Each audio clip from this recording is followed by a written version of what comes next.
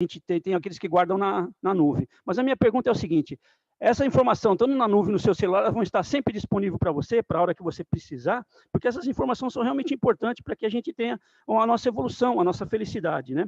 Então, eu propus o seguinte, esse recurso mnemônico da mão esquerda, né? Por que a mão esquerda, né? A mão direita, eu costumo dizer que é a mão forte, é a mão que bate o martelo em cima do prego, então é a mão forte. Em contrapartida a isso, nós temos a mão esquerda, que é a mão que segura o prego, que é a mão corajosa. Então, no meu ponto de vista, eu achei melhor a gente ser corajoso do que ser forte. Porque se você for forte e não ter coragem, não serve para nada. O contrário, já não.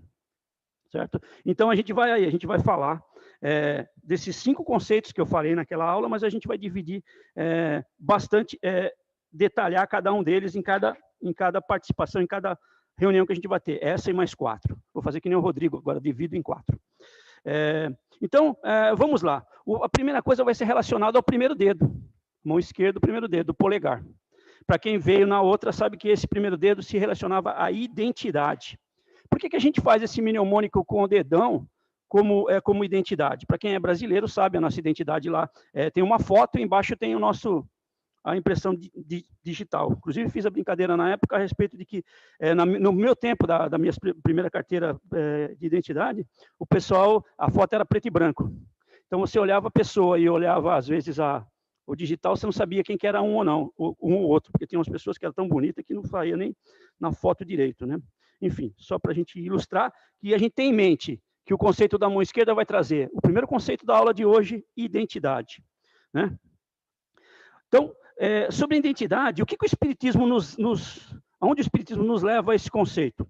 É uma das minhas favoritas, por isso que eu disse que nessa primeira semana eu trouxe os conceitos que eu mais gosto, inclusive do Espiritismo, né? Então, o Espiritismo nos leva a esse conceito na pergunta 919 do Livro dos Espíritos, 919A. Na realidade, são as 2 últimas perguntas da terceira parte do Livro do Espírito, capítulo 12, que fala das leis eternas. E aí, Kardec pergunta, né, aos espíritos qual o meio prático mais eficaz de melhorar a vida e resistir ao mal, né? A resposta dos espíritos é que um sábio já nos disse há muito tempo atrás: conhece a ti mesmo. E essa é a proposta de hoje. Identidade, nós nos conhecermos, certo? Para quem tem a dúvida, como é que eu vou fazer isso? Leu a pergunta 919, ele recomenda que você conheça a ti mesmo, leia a pergunta 919A, que vai falar exatamente como é que você tem que fazer isso. Não como você tem que fazer, mas foi uma dica de um espírito que eles chamam de Santo Agostinho, que na realidade ele toma esse nome porque a última encarnação dele foi Santo Agostinho. Infelizmente, no meu caso, né, eu não sou muito chegado ao Santo Agostinho, mas a gente tem que, como eu falei, a gente tem que estar aberto a todas as opções. Ele era meio ríspido, porque ele, na última encarnação dele, ele era um participante da igreja, então as propostas dele realmente muito, às vezes até choca a gente um pouco, mas eu vou pegar só as coisas boas, apesar que ele fala quase 2 páginas do livro, eu vou pegar só as coisas boas. Ele diz que nós devemos nos questionar ao final do nosso dia. Essa é a resposta da 419A. Nós devemos nos questionar no final do nosso dia se nós fizermos alguma coisa que causou mal à nossa integridade ou à integridade de alguém. Então, a gente volta lá e se pergunta, o que eu fiz hoje? Isso foi bom, isso foi ruim? E a gente faz esse análise, né, esse exame de consciência. Nesse exame de consciência, se a gente conseguir reparar no mesmo dia, seria essencialmente correto. Mas, se não, que a gente não faça esse mesmo erro no outro dia. Porque, às vezes, você falou mal com uma pessoa e você não vai ver essa pessoa nunca mais. Você não tem jeito de se desculpar dessa pessoa, né? E aí você vai passar, não vai ver mais essa pessoa. Então, vai ser difícil para você corrigir esse seu erro. Mas que você não faça isso com uma outra pessoa. Então, ele nos dá essa proposta. Outra proposta que ele nos diz é o seguinte: se você for dormir hoje e Deus te chamar, ele usa esse termo, ou seja, para nós aqui, os espíritos, você desencarnar nessa noite, está ok com você? Você está certo, acertou com todo mundo, que você tinha algumas pendências aí, você pode desencarnar bem, né? Mesmo que você não tenha nenhuma dívida, né? Nenhuma dívida aí, por exemplo, uma dívida pessoal mesmo, ou se você não tem nenhuma dívida física, dívida de valor, nós espíritas aprendemos que a prece, né? Ela é uma coisa tão boa quando nós estamos no mundo espiritual, ela nos edifica, ela nos dá crédito lá, quando alguém reza por nós no plano espiritual. E imagina quando a pessoa fala mal da gente, aí fica ruim, né? Porque se a oração é boa, a pessoa falando mal, então se você para desencarnar, você tem que estar preparado também para esse tipo de coisa. Não deixar dívida para as pessoas, dívida de nível nenhum, né? E se acertar com as pessoas. Esse é o que Santo Agostinho fala que a gente deveria fazer. Outra coisa também, que ele nos aconselha para que nós não sejamos omissos assim na nossa autoavaliação, quando nós julgamos a nós mesmos, fala assim, eu tinha o pobre lá, eu tinha $50 no bolso e eu só dei $1 para ele. Mas eu estou economizando para minha sei lá o quê. Então, a gente se julga econômico, em vez de se julgar pão duro, mais ou menos isso, né? Ou a gente toma algumas atitudes que a gente acha que é certo. Então, ele nos aconselha que nós colocamos essas ações numa pessoa, ele não fala isso, mas isso é uma implementação minha. Você pega aquela pessoa que você realmente não gosta. Aqui não tem ninguém que não gosta de ninguém, eu sei que é todo mundo espírita, assistindo também não tem ninguém, mas se caso tem uma pessoa que você não gosta, que tudo que essa pessoa faz está errado, ela deu esmola para o cara, está querendo aparecer, aquela calça dela é ruim, olha aquele cabelo, olha isso, olha aquele outro. Você pega essa pessoa e ponha a sua ação nela. Porque se fizer mal, se você achar que essa ação nela é ruim em você também, para que nós podemos julgar os pesos e as medidas iguais, né? E uma outra coisa também que ele fala é o seguinte, se você fez alguma coisa e quer ter certeza se essa coisa foi boa ou não, você pergunta para os seus inimigos, né? Porque eles não vão colocar um likezinho lá no seu, tanto que você não dá a sua conta de Facebook para inimigo, né? Senão ele estaria metendo a boca toda vez que você fala, comi arroz com farinha hoje. Todo mundo, que legal, que legal, que legal. Ele lá, você parece bobo, não tem outra coisa para comer? Não, a gente só dá para amigo, porque o amigo coloca um like lá. Então, você coloque, pergunte para os seus amigos, se você visse uma pessoa fazendo assim, ou eu fazendo, o que você ia falar? Ele ia falar, está errado, você tem que melhorar isso aí. Então, a gente procura esses inimigos, né? Para quem tem, né? As pessoas normalmente não têm inimigos, né? Para você entender, ter uma resposta do que você está fazendo ou não. Enfim, quando os espíritos nos dizem que devemos seguir a frase aí, conhece a ti mesmo, né? A ideia é de identidade, reconhecimento próprio, esse é o primeiro conceito. Então, não vamos esquecer, hein? Durante as 4 palestras, a gente vai revisar isso aqui. Identidade. Quando o sábio, né? Quanto ao sábio que eles se referenciam nessa resposta à pergunta 919, eles não dão um nome. Mas como eles falam do conhece a ti mesmo, essa frase é conhecida como de Sócrates, né? Na realidade, não é dele, né? Euquipátenes é o nome dele, o Sócrates, porque Sócrates não é um nome grego. Então, ele era um sábio da antiga Grécia, e ele, como Jesus, não deixou nada escrito. Todas as coisas que se tem sobre ele são dos seus discípulos, principalmente de Platão, foi o seu primeiro, não o primeiro que ele teve, mas o que mais divulgou Sócrates, aí, Euquipátenes. E ele sempre falava muito dessa frase, né? Então, eles chamam isso dessa frase de Sócrates. Mas, na realidade, essa frase vem sendo escrita há vários anos, há muito tempo já. E a gente pode encontrar ela bem antes de Sócrates. Porque, na realidade, Sócrates falava dessa frase, essa frase estava no portal do oráculo de Delfos, no templo de Apolo. E... agora, beleza. No oráculo de Delfos, templo de Apolo, estava escrito lá em cima, conhece a ti mesmo. Mas não foi a primeira vez que encontraram isso na nossa história. Hoje a arqueologia está tão avançada que eles não conseguem provar, por exemplo, que Jesus existiu, mas eles quase conseguem identificar a impressão digital dele, lá na Santa Ceia, porque eles estão com métodos aí de identificação, de leitura do passado, bastante avançados. E aí eles encontraram um templo de Luxor. Esse templo é no Egito, e ele data de 1400 a.C., uma das últimas dinastias do Egito, mas é bem antes de Sócrates, 1400 anos antes de Cristo, né? E onde eles acharam essa frase nesse tempo aí, depois deles decifrarem tudo que estava escrito nas paredes, tudo, eles descobriram que essa frase estava numa sala que chamava sala interna, que era dedicada aos mestres. E esses mestres eram que tinham conhecimento, aí naquele tempo se falava do conhecimento hermético, só tinha acesso a essa sala aos mestres. E a frase não era só assim, conheça a ti mesmo, era homem, conhece a ti mesmo e conhecerá os deuses, dedicado às pessoas que naquela época tinham conhecimento espiritual e material que está muito acima do que a gente conhece hoje, porque naquele tempo eles davam tanto, como é que se diz? Eles davam tanta importância ao espiritual como ao material. Nós acabamos perdendo isso aí. A nossa evolução nos deu um conhecimento muito mais tecnológico, mais material, e nós encolhemos na nossa parte encolhemos não, mas permanecemos fixos na nossa parte espiritual. Então é como se nós tivéssemos braços muito grandes, mas as nossas perninhas fossem pequenininhas, porque a gente não consegue carregar um peso grande, mas não consegue carregar esse peso rápido, certo? E em vários outros lugares essa frase apareceu. Um lugar que eu achei interessante está no livro Além do Bem e do Mal, Friedrich Nietzsche. As pessoas não gostam de Nietzsche porque fala que Nietzsche ele não acredita em Deus, ele falou que Deus. Mas se você ler todos os livros de Friedrich Nietzsche e pensar em Deus, você vai ver que ele é um dos caras que mais falou de Deus do que qualquer outro. O livro chama-se O Bem e o Mal. E ele mostra nesse livro, quando você conhece a você mesmo, você consegue identificar qual que é o bem e qual que é o mal.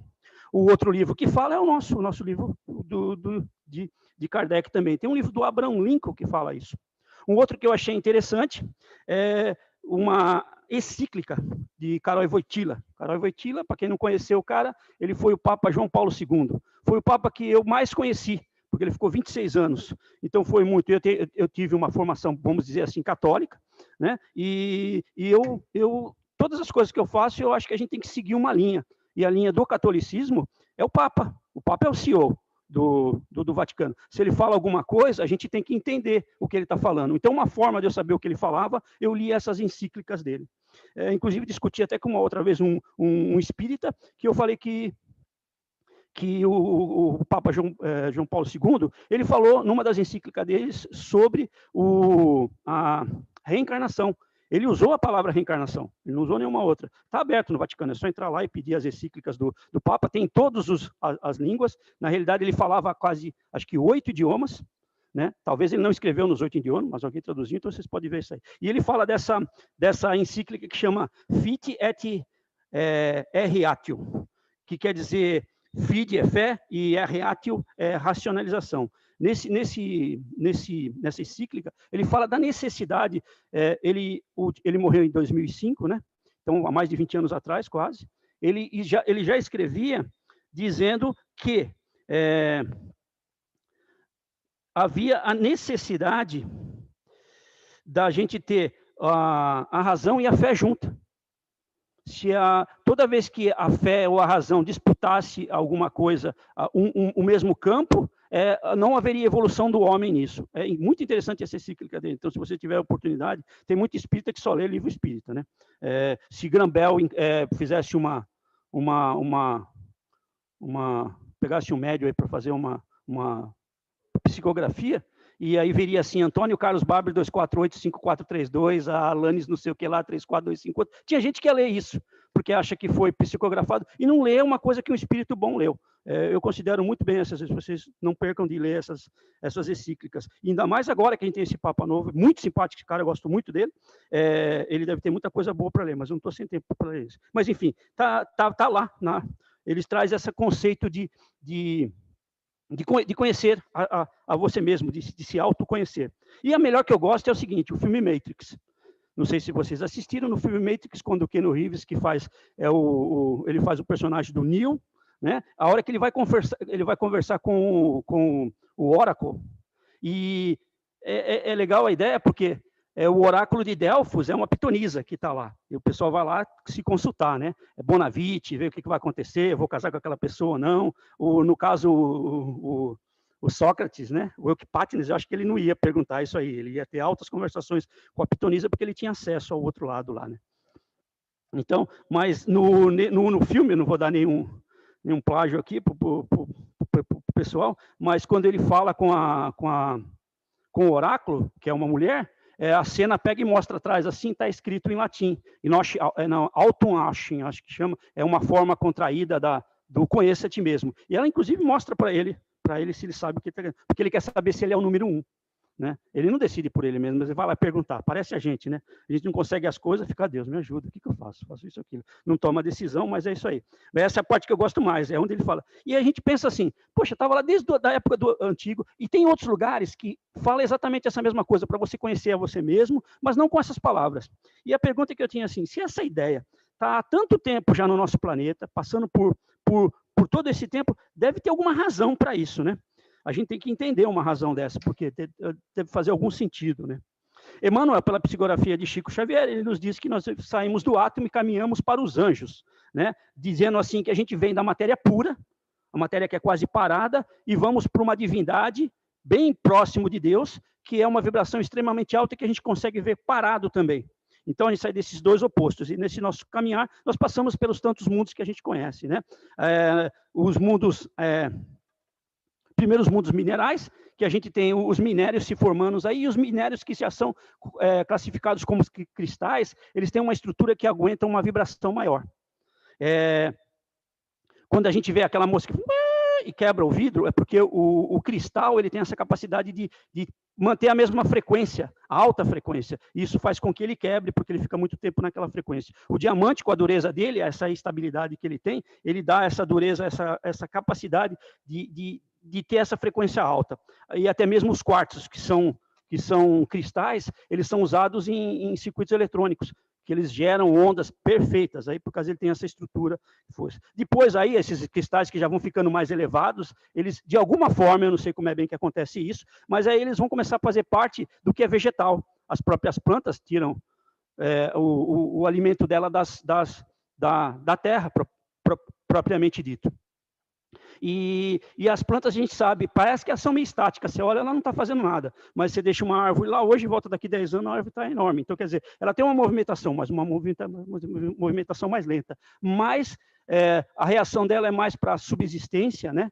De sobrevivência, do que propriamente de pensar, né? Ela é bem instintiva. Depois disso, a gente entra no mundo animal, né? A gente vai estagiando nesse mundo, chega no mundo animal. E todos eles têm uma característica de vibração.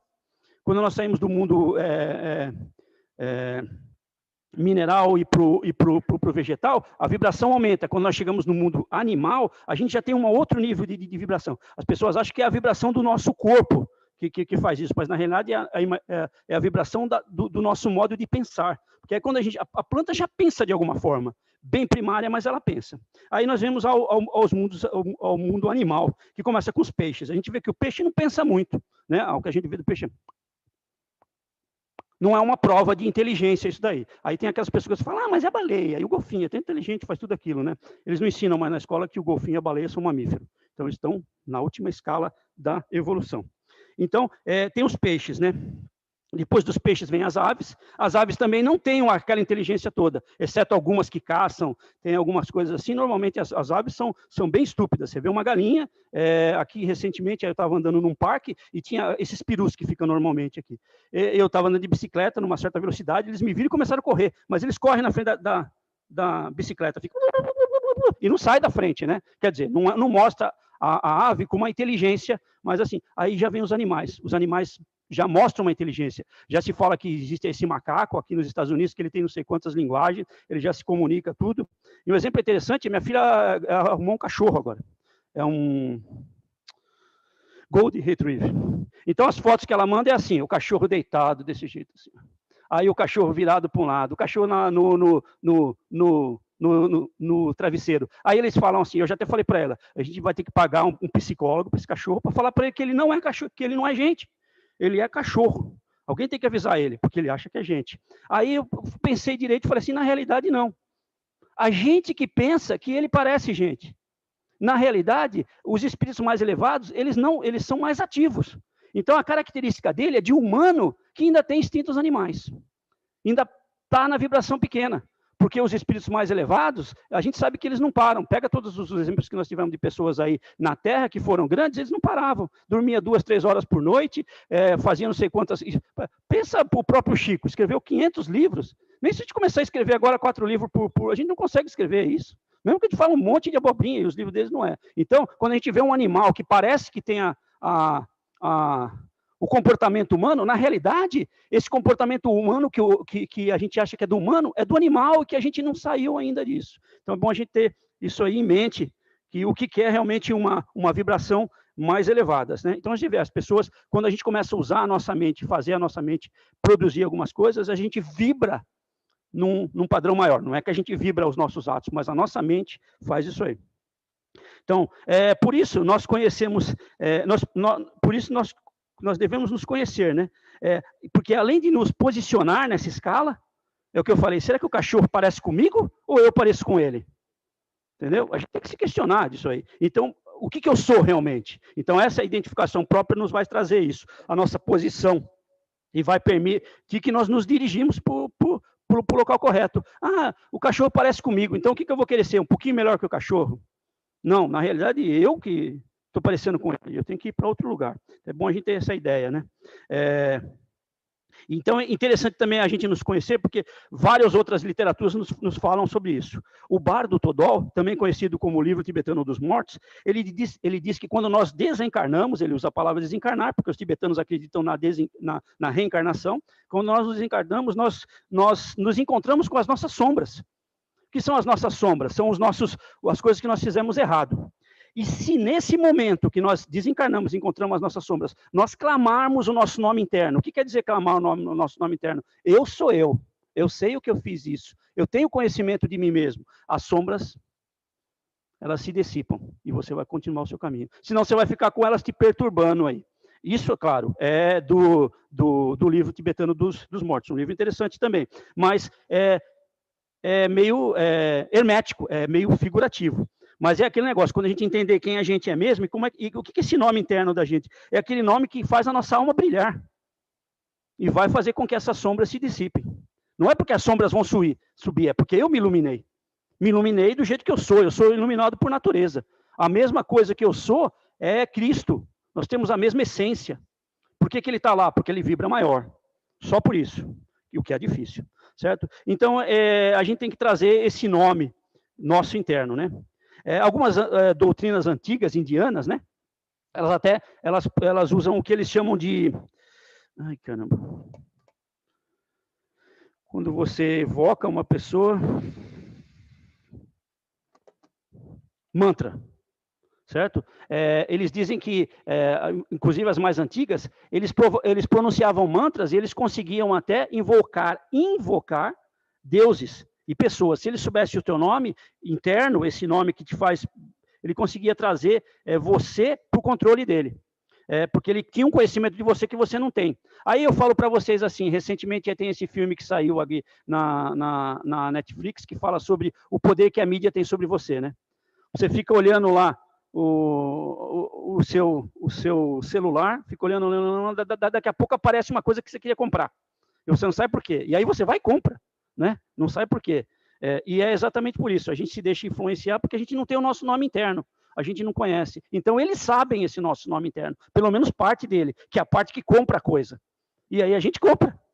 Mas por que eu comprei? Daí fica na sua casa lá, 1 ano, 2 anos, e você nunca usou. Mas é exatamente isso. Quando as pessoas sabem esse seu nome interno, algumas dessas características, eles podem tirar proveito de você. Então, é melhor que você saiba o seu nome interno. Porque você tem que saber por que o seu coração bate mais forte. O que traz a sua alma à tona. O que faz ela resplandecer. O que faz ela iluminar. E isso vai fazer que as sombras se afastem. Certo? E esse nome interno é único. Você tem um, cada pessoa tem também. Aí alguns perguntam, já tem aqueles espíritos, sabe? O Kardec fala que os espíritos estão por todos os mundos habitáveis. Só que na Terra são 7 bilhões, mais 3 que está desencarnado, 3 vezes 7, 21, mais 7, 4 vezes 7, vamos lá. Estamos lá com 29 mil bilhões de pessoas só aqui na Terra. E quantos outros planetas tem? Quantos outros espíritos que estão desencarnados? Cada um tem um nome diferente? Aí você fala, claro que sim, porque esse nosso nome, essa nossa frequência, é feito pelo tudo que nós fizemos até hoje. Então, não poderia ter 2 pessoas com a mesma coisa que eu fiz, que essa pessoa teria que estar no mesmo lugar que eu estou, no mesmo tempo, para ver a mesma coisa. Porque se eu estivesse aqui, se essa outra pessoa estivesse do meu ladinho, fazendo a mesma coisa, a visão que eu tenho é diferente da visão que ela tem. E o que para ela parece uma coisa, para mim vai parecer outra. Então, é como se a gente se banhasse no rio 2 vezes. A segunda vez, a gente não é a mesma pessoa e o rio também não é. Então, esse nome é muito importante para a gente tem que entender isso aí. Não é um nome, é claro, vocês entendem que não é um nome, mas é a nossa personalidade que faz isso resplandecer, certo? Então, Sócrates, com a sua que eles chamam hermeneuta, né, que é mais no campo da psicologia, diz que nós podemos nos conhecer quando nós nos questionamos, né, ou nós nos questionamos uns aos outros. Normalmente isso acontece numa sessão terapêutica. Você vai perguntando a coisa, a pessoa fica perguntando, e Sócrates é considerado como um dos primeiros que entrou na psicologia humana. E o próprio Freud diz que, devido a esse nosso medo de nos conhecermos, a gente vai colocando esses medos debaixo do tapete. E vai colocando lá debaixo do tapete. Ele usa mais ou menos esse termo. E isso vai virando um monstro, vai virando um fantasma, que a gente alimenta ele com o nosso medo. Os novos medos que a gente tem, não quer enfrentar e coloca lá. E aí os medos que a gente tem dos medos que estão lá. E aquilo vai virar um monstro e a gente vai ter que enfrentar esse aí um dia. Que também faz uma analogia muito próxima do Bardo Todol, o livro tibetano dos mortos. Você vai ter que enfrentar isso uma hora. E como é que você vai estar preparado? Você tem que estar conhecendo você. Você tem que saber quem é você. Você tem que clamar o seu nome interno e brilhar aí, né? Na parte espiritual e na parte material. Toda vez que você tiver esse problema, eu vou fazer ou eu não vou fazer? Clame o seu nome. Você vai saber o que você quer. Isso é muito importante que a gente se conheça. Eu não sei, vou, não vou, não faço. Não, eu vou fazer, porque é isso que eu quero, é isso que eu sou, é isso que eu vou fazer. E aí você brilha e tira todas essas nuvens. Porque toda vez que você não quer decidir alguma coisa, é porque você não está vendo as coisas. Quando você toma o conhecimento de você, essas nuvens se abrem porque você brilha e ilumina não só você, mas como as outras pessoas que estão ao seu lado. Eles costumavam dizer, discípulos, tinha um sábio muito grande também na antiguidade, que os discípulos deles eram considerados como pessoas santas. Se você tivesse, não era Sócrates. Eu lembro depois. Tinha uma pessoa que estava sujeita a ser morta, porque ela fez alguma coisa errada, pena de morte para ela. E passasse um discípulo desse sábio, essa pessoa era perdoada. De tão reta que era a vida desse cara. Ele não poderia estar passando lá por um motivo qualquer. Ele não fazia nada por um motivo qualquer. Ele não era o cachorro que ficava. Ele dava impulso na vida dele. Eu vou lembrar até o final da palestra quem que era o sábio e os discípulos dele, né? Mas é isso, por isso que a gente precisa saber. Então, por isso que, e voltando assim ao que os espíritos nos falam, na pergunta 919A, a máxima socrática de conheça a ti mesmo, vem de que Sócrates, ele foi o pai da psicologia, foi um dos primeiros a estudar a alma humana. Ele falava muito do demon dele, né? Que as pessoas tinham um gênio, porque o demon, que a gente chama de demônio, para ele era outra coisa, era um espírito. E aí ele vinha com essa consciência de que esse demon era alguma coisa a mais do que ele. Então ele foi o primeiro a ver o homem dotado de alguma coisa a mais do que o corpo, né? O corpo e a alma, que é o mesmo conceito que Kardec traz. Nós somos espíritos encarnados, nós temos uma alma, a alma vem do nome ânima, que anima o espírito, que anima um corpo, certo? Então, ele tem o mesmo conceito, o que vem de Sócrates. Tanto que a literatura espírita refere-se a Sócrates no começo do Evangelho segundo o Espiritismo, né? Então, Sócrates também afirmava que só haveria uma interação harmoniosa entre o corpo e o espírito se eles se comunicassem, se eles se entendessem, melhor ainda, não só se comunicar, ele usou a palavra entender. E o que eu quero dizer com isso, né? Nas minhas aulas de mediunidade, um conceito que eu sempre forço aos alunos é o conceito que a gente fala do sistema alterado de consciência. A nossa consciência sempre está no nosso grau mais baixo. Quando a gente era pedra, a nossa consciência estava na pedra. A gente não conseguia fazer nada sem se rearranjar os nossos átomos para ficar um cristal. Quando nós viramos planta, a única coisa que a gente conseguia saber era procurar o sol, procurar a água, procurar a terra, alguma coisa para sobreviver. E assim fomos indo. Mas agora não. A gente já tem uma capacidade de pensar dentro de um outro conjunto. O próprio Kardec, ele fala sobre o perispírito, que tem um potencial grande de estudo sobre o perispírito, que ele não teve capacidade de fazer isso durante o período dele. Nós sabemos que mesmo a doutrina fala do nosso corpo material e do nosso corpo energético. Esse corpo energético é o que estrutura o nosso corpo do jeito que a gente é. Porque se esse corpo energético sair, a gente vira uma geleia. Porque as mesmas células que formam o nosso pulmão, formam o nosso fígado, formam o nosso osso. Só estão arranjados de um jeito diferente. Qual é a inteligência que faz isso? É o espírito, mas através dessa capacidade de energizar isso tudo de um jeito que nem a gente energizava o mineral para virar um cristal, para a gente poder evoluir mais alto. E assim a gente vai indo, né? Então nós temos essas indicações a respeito desses corpos magnéticos, e a gente vai perdendo esses corpos a partir que a gente não precisa mais. O espírito evoluído não precisa encarnar mais, então quer dizer que ele não tem mais o corpo material. Se ele não tem mais o corpo material, não precisa mais desse corpo energético. Por que ele vai precisar disso, se ele não usa mais o corpo? certo? Mas se ele ainda se manifesta em determinados pontos do plano espiritual que precisa de um corpo para identificação, que é o que Kardec nos fala com referência ao perispírito, que ele serve não só de ligação entre o espírito e o corpo, mas também como identificação no plano espiritual, é ele que se manifesta lá. E quando a gente não estiver mais agindo nesse plano mais baixo do plano espiritual, talvez a gente não precisa mais dessa coisa. E a gente vê também que Kardec fala de alguns planos mentais também.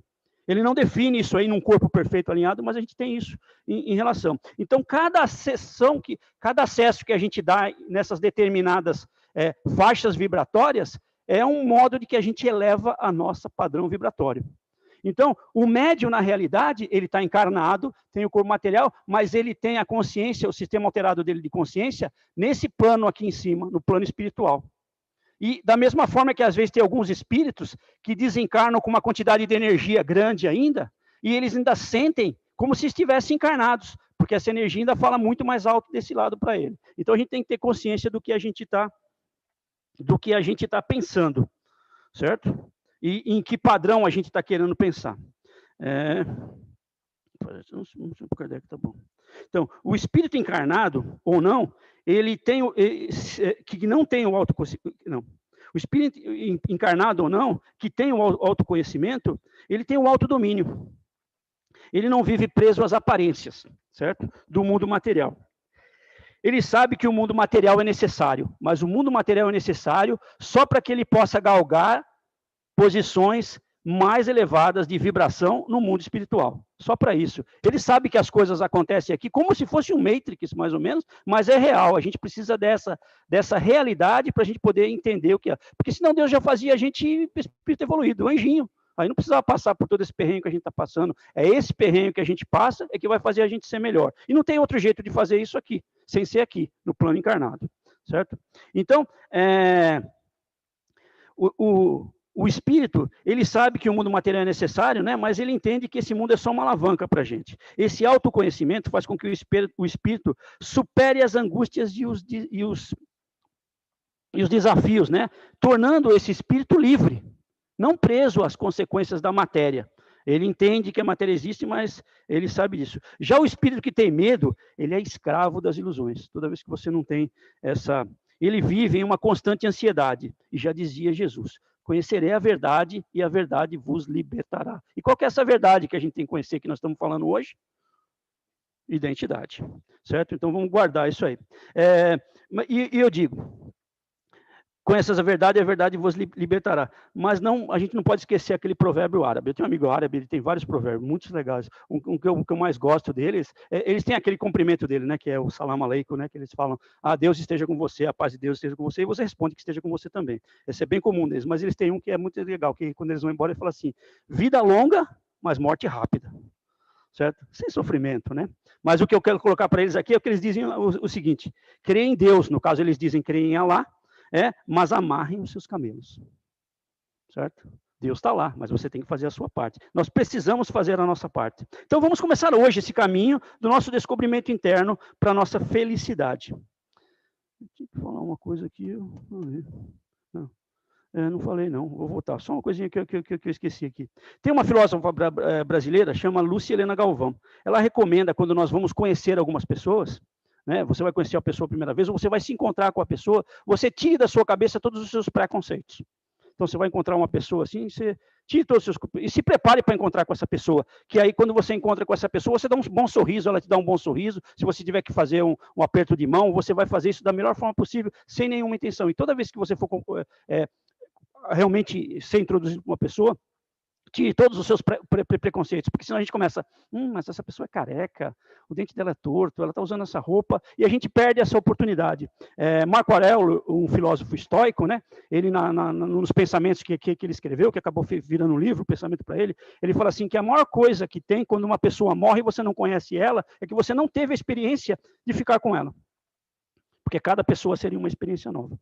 Então, desculpa.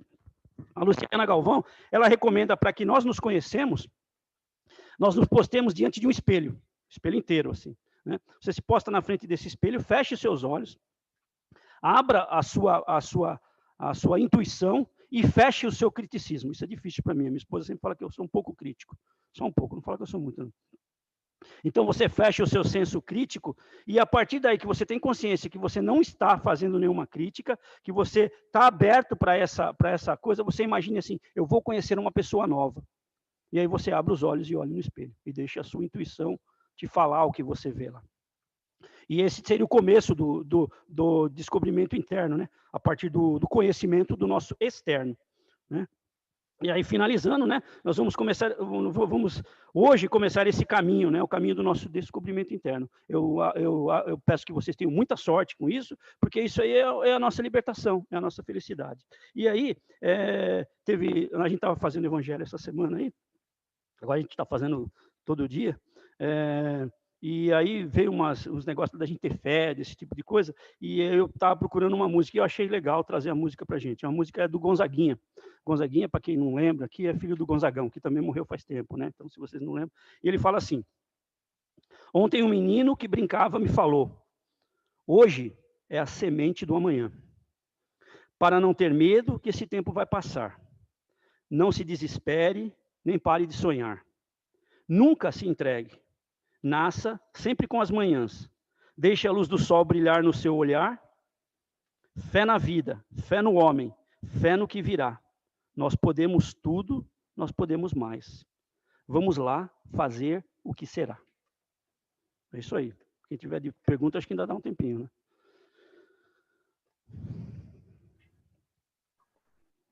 Ok, pessoal. Alguém gostaria de fazer alguma pergunta para o Bárbara? Temos mais uns 5 minutos aí.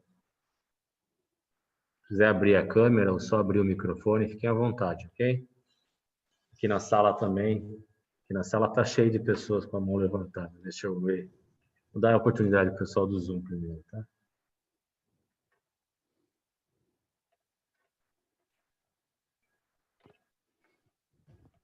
Ok. Aqui na sala, alguém quer fazer alguma pergunta, um comentário? O pessoal está acanhado hoje. Só para lembrar, então, quem tem pergunta, lembra do conceito. A gente vai estar usando a mão esquerda aí. O conceito de hoje foi identidade. Bom, a gente precisa se conhecer. Se a gente não se conhecer, a gente não vai chegar a lugar nenhum, certo? E aí, para as próximas palestras, a gente vê os outros. Bob, dá só uma palhinha. Qual que é o próximo conceito que você vai falar? Direção. Direção, que é o indicador. Ok. Então, não percam a próxima palestra. O Babler falará do segundo conceito, que é a direção. Queria agradecer o Babler e a todos que participaram aqui com a gente. E você quer fazer o fechamento, Babler? Posso fazer. Ok.